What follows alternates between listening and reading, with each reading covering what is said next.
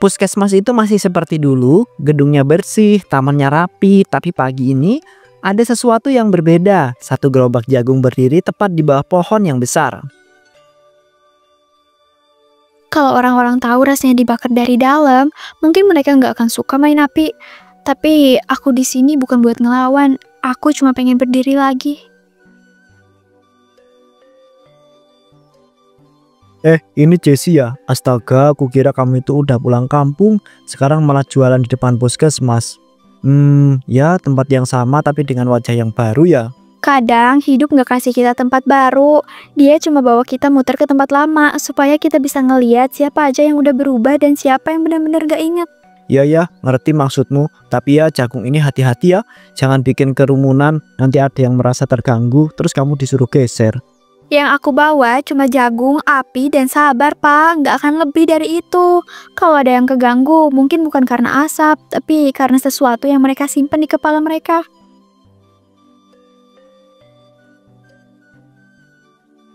Loh, Jessie? Serius ini kamu? Astaga, aku kira kamu udah lama pindah atau disuruh pindah. Kok bisa kamu balik lagi ke sini? Yang pergi belum tentu hilang, Bu. Kadang orang balik bukan cari simpati, tapi buat lihat siapa yang masih berdiri di tempat yang sama dengan omongan yang sama. Wah, sekarang kamu pinter ngomong ya. Jualan jagung bisa bikin orang bijak ya? Tapi ya udahlah, yang penting kamu cari rezeki sendiri. Meski ya cuma gini-gini aja. Aku memang gak sepintar kalian, tapi aku ngerti, Bu, rasanya dihargain itu gak perlu gelar. Cukup dilihat sebagai manusia yang gak dibuang kayak keset. Saya ke pos dulu ya, nanti dicek sama kepala puskesmas kalau kelamaan. Tapi semangat jualannya Jessie. Jagungnya wangi banget loh.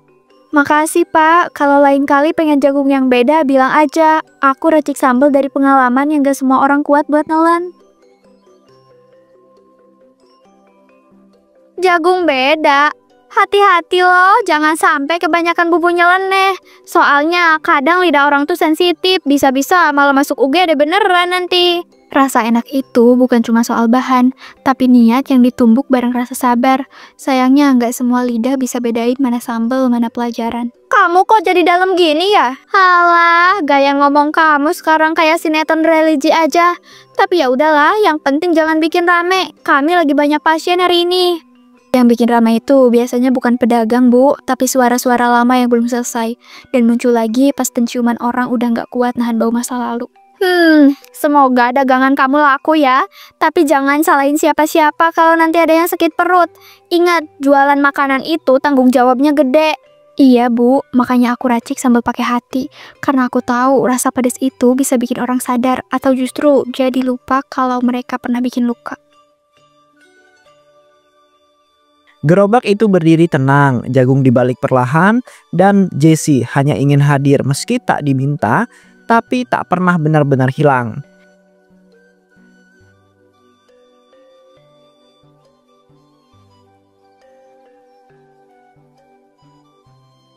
Bu Jessie, hari ini jualan jagung manis bakar lagi enggak?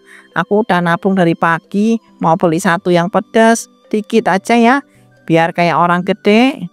Wah, Wellman udah gede ya sekarang, bisa beli sendiri, bisa milih rasa sendiri. Tapi kamu yakin mau rasa yang pedas? Ini sambalnya beda loh dari yang kemarin. Ya, aku mau coba biar bisa cerita ke teman-teman kemarin.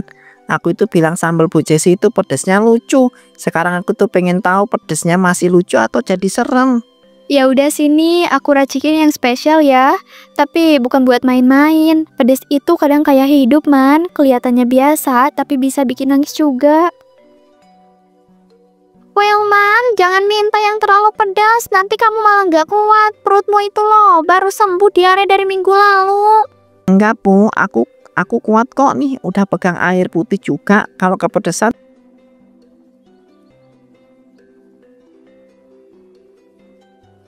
Lima menit kemudian. Ini ya, pelan-pelan makanya jangan langsung digigit tengah.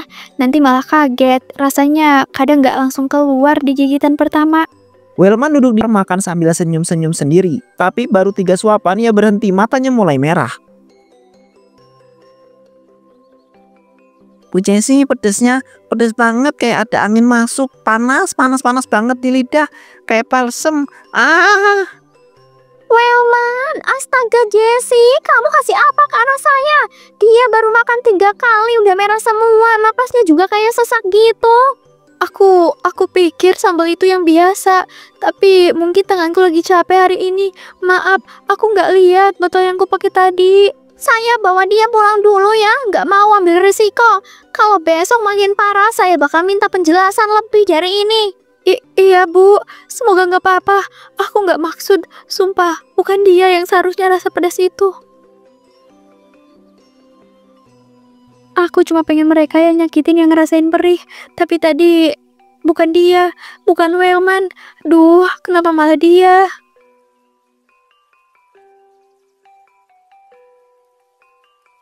Saya tahu betul isi lemari itu, Bu. Saya yang beresin dan tata tiap pagi. Saya juga yang nempelin ulang label 3 hari lalu karena labelnya semua terlepas. Tapi saya nggak pernah pindah-pindahin isinya. Kamu nggak perlu defensif, Jess. Kita cuma ingin tahu kenapa pasien bisa dapat obat yang salah. Dan kebetulan kamu yang paling sering megang lemari itu. Logis dong kalau kita curiga ke kamu. Tapi saya cuma petugas kebersihan. Saya bahkan nggak punya akses buka kunci obat itu, Bu, tanpa izin. Saya tahu Bu Yola yang ambil suntikan pagi itu. Saya lihat sendiri. Tapi saya diam karena saya pikir mungkin cuma ganti dosis. Kamu yakin mau ngomong gitu, Jess? Tuduhan kamu berat. Kamu cuma petugas lapang, nggak punya bukti. Kamu lihat saya dari jauh dan kamu simpulin sendiri. Itu bisa bikin kamu makin salah paham. Saya nggak salah paham, Bu. Saya ada di belakang lorong waktu itu. Saya lihat tangan ibu buka laci, ambil suntikan, terus langsung ke ruangan 3. Saya juga tahu pasien itu yang sekarang kritis. Tahan dulu, ngomong kayak gini bisa bahaya. Kalau kamu nuduh Bu Yola tanpa bukti, kamu bisa malah kena masalah hukum. Jangan gegabah. Masalahnya saya yang udah kena duluan, Pak. Nama saya disebar di grup staff. Dibilang sembrono, nggak becus kerja, bikin orang sekarat. Padahal saya bahkan nggak pernah pegang alat itu. Jess, kami semua tahu kamu itu kerja keras. Tapi satu kesalahan cukup buat semuanya berubah. Kadang bukan cuma soal niat, tapi siapa yang siap tanggung akibatnya. Dan saya rasa kamu bisa belajar dari ini. Jadi saya diminta tanggung kesalahan orang lain. Gitu maksudnya. Karena saya bukan siapa-siapa. Jadi gampang dijadikan tameng biar semuanya kelihatan terkendali. Kepala puskesmas sudah minta kamu diberhentikan sementara. Bukan karena yakin kamu itu salah, tapi karena publik udah tahu nama kamu disebut. Ini buat redam suara, Jess. Cuma itu. Kalian tutupin kesalahan sistem dan sekarang kalian lempar ke aku biar semuanya cepet beres. Tapi orang-orang kayak kalian gak tahu gimana rasanya dipitnah diam-diam sambil diminta tetap senyum. Kalau kamu punya harga diri, Jess, kamu bakal jalanin ini dengan tenang. Karena kamu tahu teriakan sekarang gak akan nyelamatin siapa-siapa, termasuk diri kamu sendiri. Harga diri saya justru yang paling kalian injak sekarang. Saya nggak bakal teriak, tapi saya juga nggak bakal lupa. Saya bakal ingat siapa yang diam, siapa yang ditunjuk, dan siapa yang bikin saya kehilangan segalanya.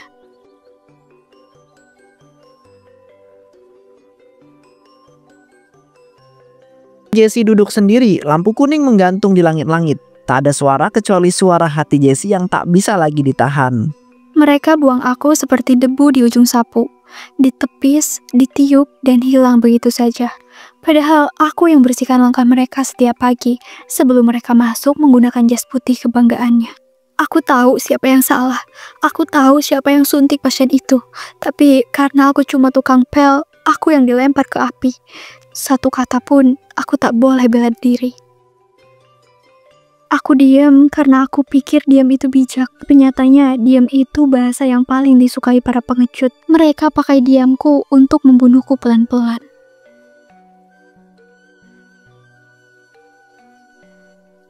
Jessie memijat lututnya pelan. Seharian dia sibuk mondar-mandir.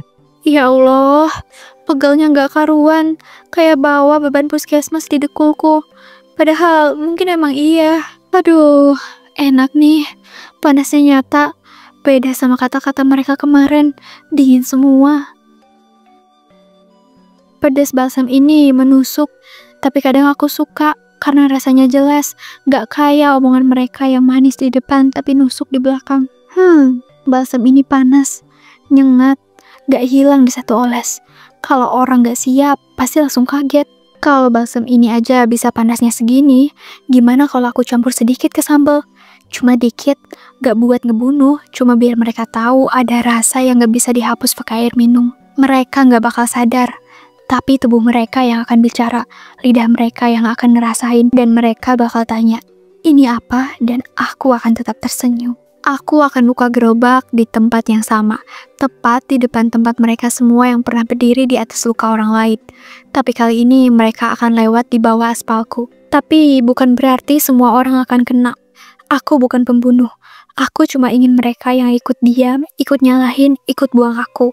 Merasakan apa yang aku rasakan selama ini. Saat di rumah kecil itu, Dendam menemukan dapurnya. 2 jam kemudian.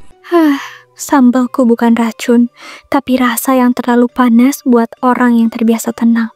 Rasa itu akan bikin mereka sadar apa artinya luka yang tidak pernah mereka minta.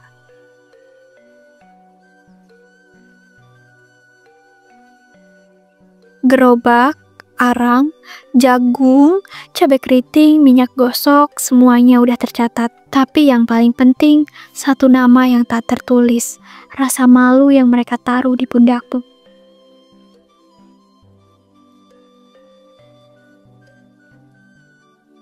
Aku akan diam saat mereka beli. Aku akan senyum seperti tak terjadi apa-apa. Tapi setiap tusuk jagung yang mereka makan, akan ada sesuatu yang terbakar lebih dari sekedar lidah. Mereka pikir aku akan lenyap, tapi aku akan kembali berdiri di depan mereka sendiri. Dan malam itu bukan hanya sambal yang diracik di dapur kecil itu, tapi juga sebuah dendam, bukan yang berteriak atau mencakar, tapi yang menyelinap lewat bara dan juga rasa.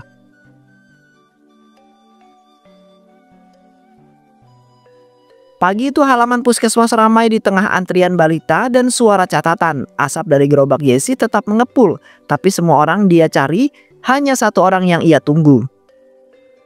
Hari ini sambalnya beda, Bu. Saya tambahin bahan khusus biar lebih terasa. Pedasnya nggak cuma di mulut, tapi bisa bikin anget. Cocok buat yang lagi capek kerja. Jesse, saya 2 tusuk ya, tapi 1 aja yang pedas, jangan banyak-banyak. Badan saya lagi nggak fit nih, jangan sampai malah masuk angin beneran. Wah, pas banget, Bu. Saya ada racikan baru yang katanya bisa buka pernapasan. Dikit aja, tapi efeknya tahan lama. Yang ini khusus saya siapin untuk pelanggan terhormat seperti Ibu. Bu Yola, nanti setelah jagungnya habis bisa bantu cek tensi ya. Antriannya udah mulai geser ke dalam. Iya, nanti saya susul.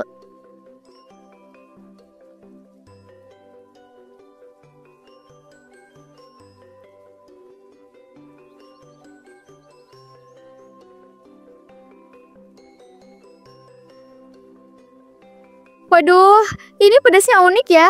Pedas tapi kayak ada rasa balsem gitu. Duh, kamu campur apa ini Jessie?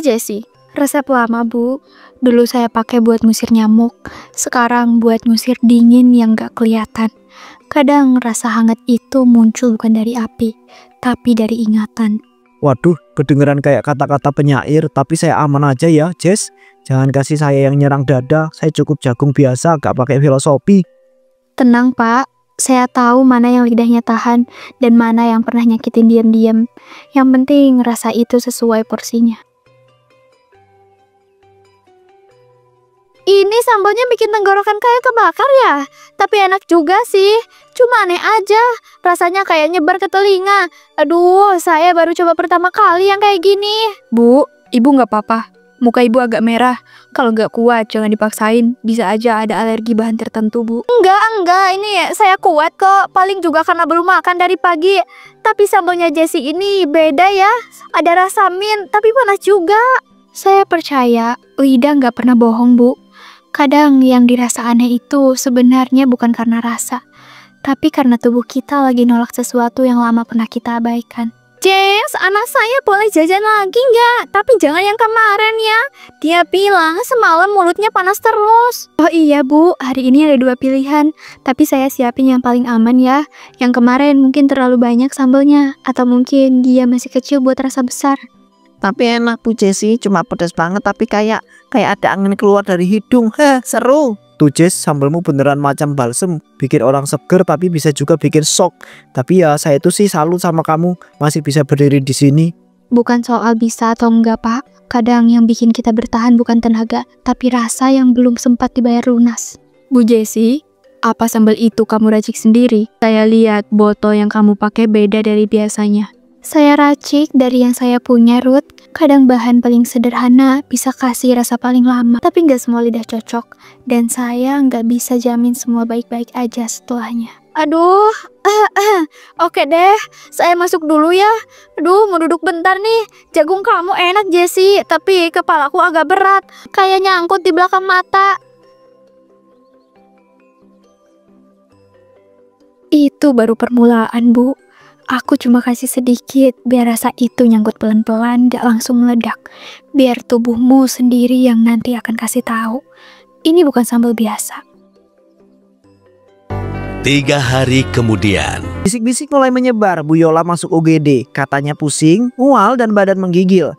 Jessie tetap buka gerobak, membalik jagung seperti tak ada apa-apa.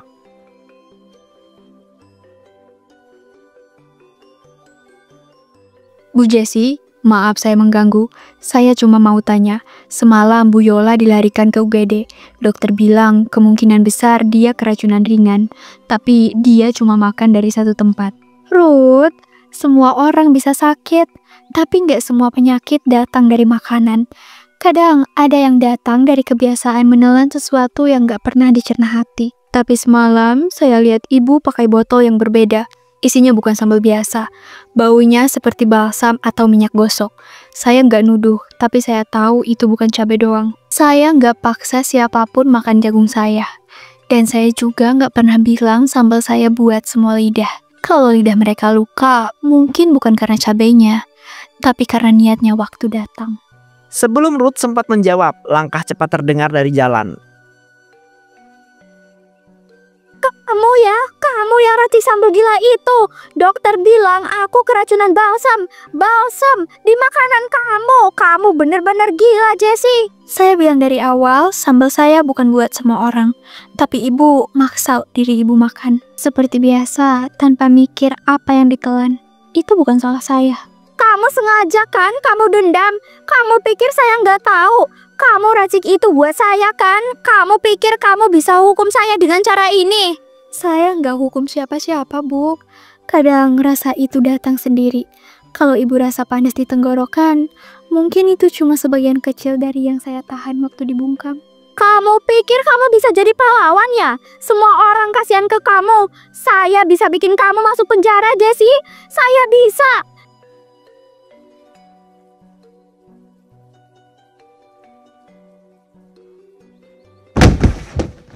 Jessie tak lari, ia hanya berdiri menatap tubuh Bu Yola yang bergeletak di tanah. Kulit lehernya kemerahan.